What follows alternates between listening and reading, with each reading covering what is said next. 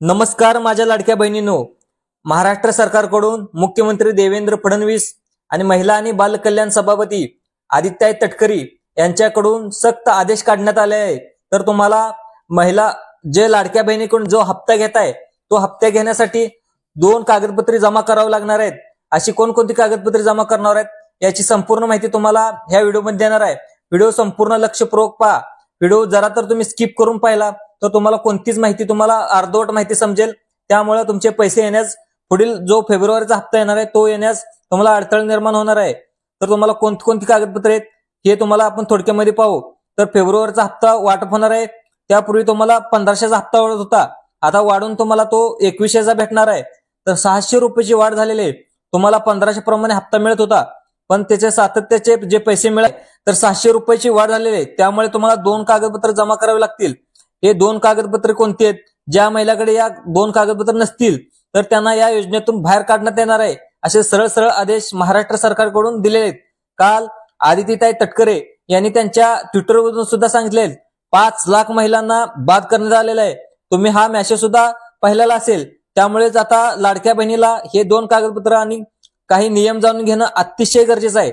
आता तर कोणते नियम आहेत, काय नियम आहेत, फेब्रुवारीचा हप्ता कसा मिळवावा लागेल, कोणती कागदपत्रे जमा केली नाही तर तुम्हाला फेब्रुवारीचा हप्ता तुम्हाला पुढचा एकही हप्ता तुम्हाला भेटला जाणार नाही।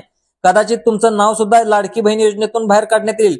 त्यामुळे लवकरात लवकर हे 2 कागदपत्र जमा करावे लागणार आहेत। तर कोणती 2 कागदपत्र आहेत, तुम्ही जे सादर कुठे करायचे आहेत आणि जमा कुठे करायचे आहेत, कुठून मिळवायचे आहेत, संपूर्ण माहिती तुम्हाला दिली जाणार आहे। आता तुम्हाला एक प्रश्न पडला असेल की लाडक्या बहिणीचा फॉर्म भरला असेल, पण त्यावेळेस आम्ही कागदपत्र भरली, पण या 2 कागदपत्राची गरज का पडली?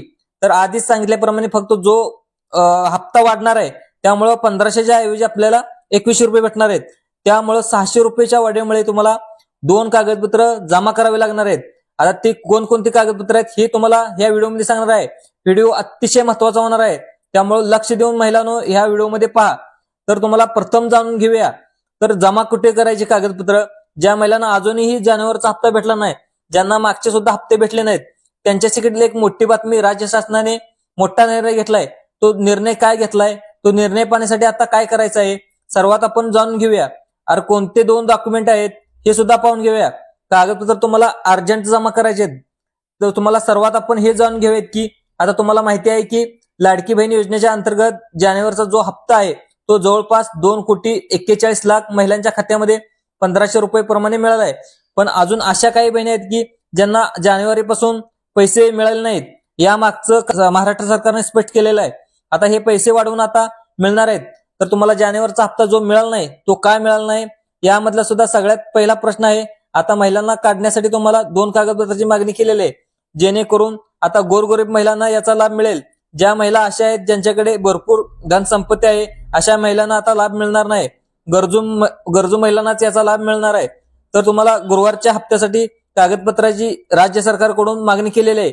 आता तुम्हाला कागदपत्राचे 2 डॉक्युमेंट तुमच्यासाठी भरणं अतिशय गरजेचं आहे। पुढील 5 वर्षापर्यंत योजनेत राहायचं असेल तर ही 5 कागदपत्र तुमच्यासाठी जाणून घेणं अतिशय गरजेचं आहे। तर तुम्हाला मुख्यमंत्री देवेंद्र फडणवीस यांनी एक निर्णय घेतलेला आहे। तो निर्णय असा होता की आम्ही 2100 रुपये करणार आहोत, म्हणजे 1500 रुपये मध्ये 600 रुपये आता वाढणार आहेत। तर सगळ्यात आधी या 3 विभागामध्ये पैशाचं वाटप होणार आहे।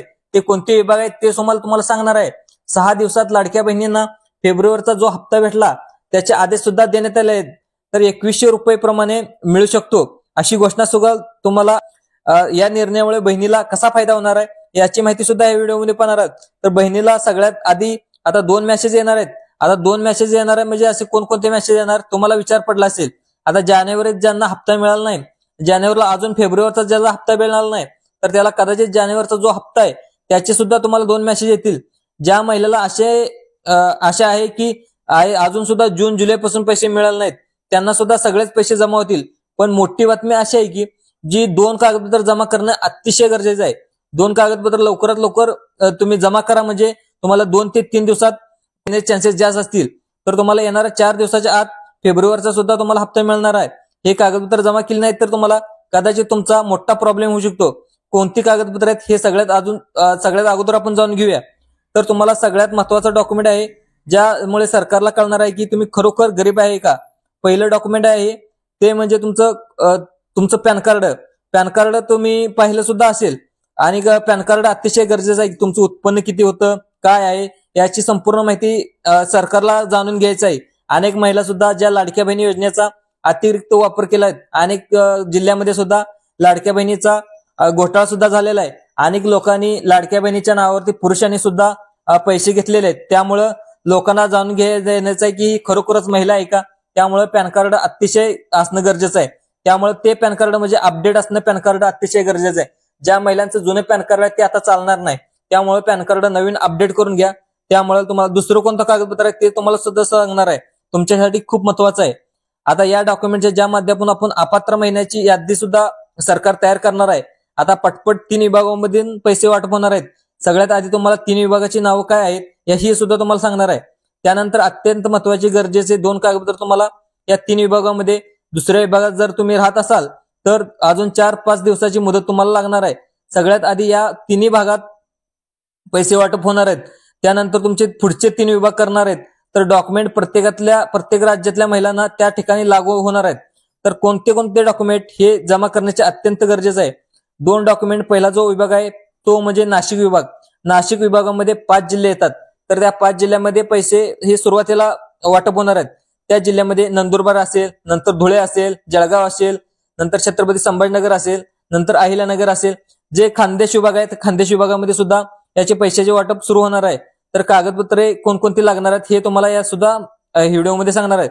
तर विभागामध्ये त्यांनी लवकरात लवकर कागदपत्र जमा करणं अतिशय गरजेचं आहे. तर कोणते कार्य करावं लागणार आहे, तर नागपूर विभागामध्ये सुद्धा 6 जिल्हे येतात. तर 6 जिल्ह्यामध्ये सुद्धा वेगवेगळे कागदपत्र जमा करायचे आहेत.